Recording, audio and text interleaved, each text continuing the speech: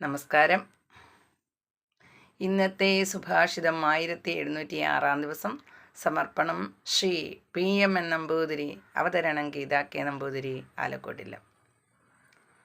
സയേഷ നീതി നേതീതി വ്യാഖ്യാതം നിഹുനുതേയത സർവമഗ്രാഹ്യഭാവേന ഹേതുനാജം പ്രകാശത്തെ.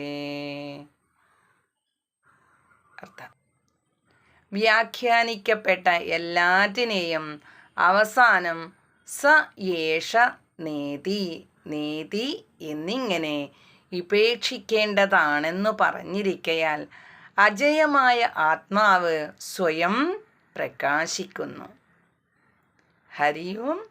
നന്ദി, നമസ്കാരം.